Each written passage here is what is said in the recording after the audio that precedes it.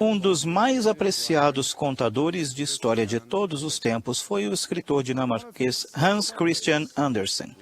Em uma de suas histórias, O Patinho Feio, uma mãe pata descobre que um de seus filhinhos recém-nascidos é muito grande e feio. A princípio, a mãe imagina que talvez tenha chocado um ovo de peru. Mas o filho feio sabe nadar tão bem quanto os outros, de modo que ela conclui que o pobre coitado é simplesmente anormal e desfigurado. Os outros patinhos, porém, não deixavam o patinho feio em paz. Eles o maltratavam sem dó, bicando-o, provocando-o e tornando sua vida muito infeliz. Por fim, o patinho feio decidiu que seria melhor para todos se ele deixasse a família e fugisse. No frio gelado do primeiro inverno que passou sozinho, o patinho feio quase morreu congelado, mas conseguiu sobreviver. Apesar das privações, ele se sentia mais forte e adorava abrir as asas e voar, embora estivesse sozinho. Então, certo dia, voando acima dele, viu um bando de aves majestosas, brancas como a neve, de movimentos graciosos, que tinham um pescoço longo e belo e asas grandes e elegantes. Que criaturas magníficas! E como eram felizes! O patinho feio ficou muito desejoso de voar com elas. Teve medo de que o matassem por ser tão feio. Mas decidiu que aquilo seria melhor do que ser sempre humilhado pelos outros animais, ou melhor do que morrer de frio no inverno. Então, alçou o voo e seguiu o bando até um belo lago, onde todos desceram para nadar na superfície. Ao pousar no lago, o patinho feio olhou para a água e viu o reflexo de um cisne magnífico. Aos poucos, sem acreditar a princípio, o patinho feio se deu conta de que aquele era o seu próprio reflexo. Para sua surpresa, os outros cisnes o receberam muito bem e até reconheceram que ele era o mais belo e majestoso de todos os cisnes. Por fim, ele finalmente descobriu quem realmente era. Como aquele jovem cisne, a maioria de nós já sentiu em alguma época da vida que não nos encaixávamos num grupo. Grande parte da confusão que sentimos nesta vida decorre simplesmente do fato de não compreendermos quem somos. Um número muito grande de pessoas segue pela vida achando que tem pouco valor, quando, na verdade, são criaturas magníficas e eternas, dotadas de valor infinito e um potencial que vai além do que poderiam imaginar. A descoberta de quem realmente somos faz parte desta grande aventura chamada vida. As maiores mentes da humanidade têm se debatido incessantemente com estas perguntas. De onde viemos? Por que estamos aqui? O que acontece depois que morremos? E como tudo isso se encaixa? Que sentido tem todas essas coisas? Assim que começamos a compreender as respostas a essas perguntas, não só com a mente, mas também com o coração e a alma, começamos a compreender quem somos e nos sentimos como o viajante que finalmente encontra o seu lar. Sentimos-nos como o jovem cisne que finalmente descobriu quem ele realmente era. Tudo, finalmente, passa a fazer sentido. O problema é que as respostas a essas perguntas estão simplesmente além da capacidade lógica terrena do homem. Perguntas que abordam coisas espirituais exigem respostas espirituais. Aqueles que rejeitam a revelação e insistem em obter provas concretas podem apenas especular ou negar que haja vida antes ou depois desta esfera mortal. Consequentemente, talvez nunca compreendam quem realmente são, ou qual é o verdadeiro propósito da vida. Como membros da Igreja de Jesus Cristo dos Santos dos Últimos Dias, porém, fomos abençoados com as respostas a essas perguntas e as compartilhamos livremente com todos que queiram ouvir. Conhecemos essas respostas não devido a suposições inteligentes ou porque encontramos uma explicação científica. Temos as respostas porque mensageiros celestes revelaram esses mistérios ao homem. Esse mesmo conhecimento está ao alcance de todos neste planeta, que sejam sinceros de coração pelo poder do Santo Espírito. Não se trata de algo insignificante. Ao longo da história, imperadores e filósofos teriam oferecido grandes tesouros em troca daquilo que Deus nos concede gratuitamente em nossa época. Por ser misericordioso e amar seus filhos, Deus novamente nos concedeu, nestes últimos dias, a verdade a respeito de onde viemos, por que estamos aqui e para onde vamos. Meus caros jovens amigos, esse conhecimento permite que vocês vejam seu próprio reflexo na água. Dá-lhes a certeza de que vocês não são comuns, não foram rejeitados e não são feios. Vocês são divinos e mais belos e gloriosos do que podem imaginar. Esse conhecimento muda tudo. Muda seu presente e pode mudar seu futuro. Pode mudar o mundo.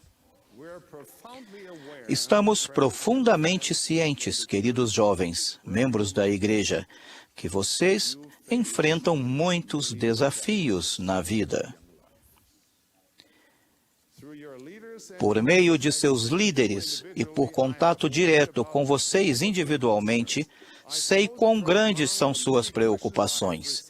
Escolhi dentre as muitas perguntas que me foram encaminhadas, apenas algumas que creio serem as mais difíceis e preocupantes que afetam vocês, jovens santos do mundo inteiro. Espero poder incutir-lhes hoje, na mente e no coração, que o conhecimento de quem vocês realmente são pode ajudá-los a sobrepujar as questões mais difíceis da vida. Eis a primeira pergunta. Sinto-me infeliz e deprimido. Às vezes, parece que o mundo seria um lugar melhor se eu não estivesse nele. Por que devo continuar vivendo? Quero deixar isto bem claro. A depressão grave e as ideias suicidas não são assuntos triviais e devem ser levados a sério. Peço a todos que sofrem de depressão ou que têm ideias suicidas que procurem ajuda de profissionais de confiança e dos líderes da Igreja. Se vocês conhecem alguém que pensa em suicídio, sejam amigos verdadeiros dessa pessoa e cuidem para que ela receba ajuda. Por favor, saibam que amamos vocês e queremos que tenham sucesso e sejam felizes. Tendo esclarecido esse ponto, quero dizer que a maioria das pessoas se sente triste ou incapaz de vez em quando. É natural que tenhamos momentos de infelicidade ou dúvida. A pergunta, por que devo continuar vivendo, é simplesmente outra forma de expressar a antiga dúvida escrita por William Shakespeare há 400 anos e proferida por milhões de Hamlets no mundo inteiro desde aquela época. Ser ou não ser, eis a questão. Mas Shakespeare estava errado. Ele estava errado.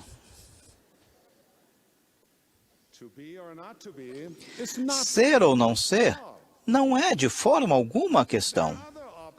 Há outras opções além dessa simples contradição.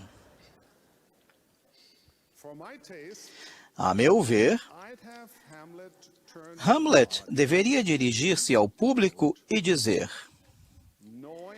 sabendo que sou filho de Deus, o que Preciso fazer e ser para viver à altura desse potencial. Essa é a questão. Parece que vocês concordam. Sei que essa alteração no texto arruinaria por completo uma das maiores obras-primas da literatura de todos os tempos. Mesmo assim, se eu tivesse escrito um roteiro para vocês, é isso que eu colocaria nele.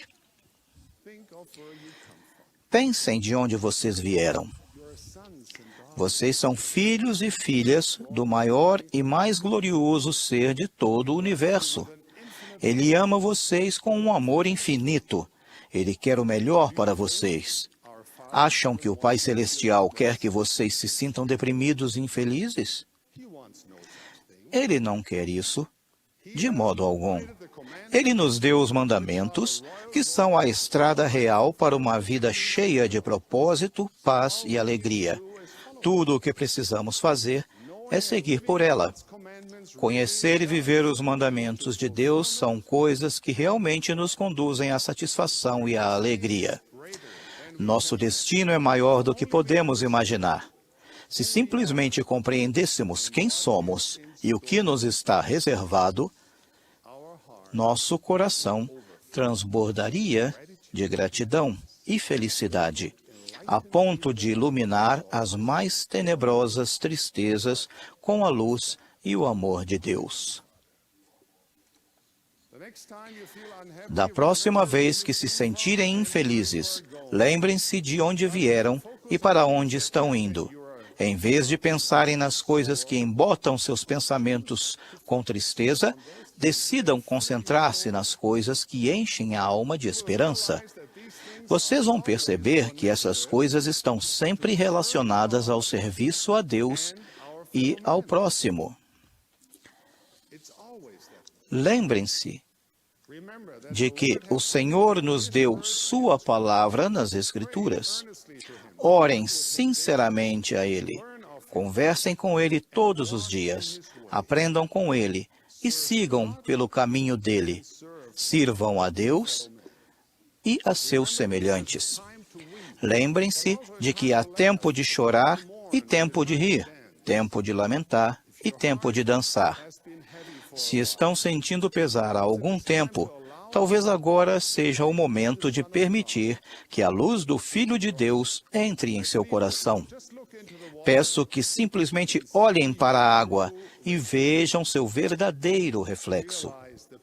Percebam o propósito para o qual foram criados. Ergam o rosto e contemplem o horizonte distante. Faz bem rir. Faz bem ser feliz. Ergam a voz e louvem ao Senhor com cânticos, com música, com dança e com orações de louvor e ação de graças. Não consigo imaginar um céu só de pessoas sérias, que nunca conversam ou que não gostam de música ou de conversar uns com os outros. Tenho certeza de que vocês não foram criados para passar as horas e os dias de sua vida isolados uns dos outros, preocupados ou desesperados. Vocês foram criados para ter alegria. Por isso, vamos comemorar as misericordiosas bênçãos de um Pai Celestial alegre e amoroso. Vocês não precisam esperar receber permissão para encher a alma de gratidão e felicidade. Reúnam os jovens das alas ou ramos, mas também das estacas e distritos vizinhos. Dancem juntos, estudem o Evangelho juntos, trabalhem juntos, sirvam ao próximo juntos e divirtam-se com essas coisas. É minha sincera oração que o conhecimento de quem vocês são e do que podem se tornar encha seu coração com o sereno amor de Deus e que isso acenda em vocês uma felicidade digna de seu verdadeiro legado, porque vocês realmente são príncipes e princesas, reis e rainhas.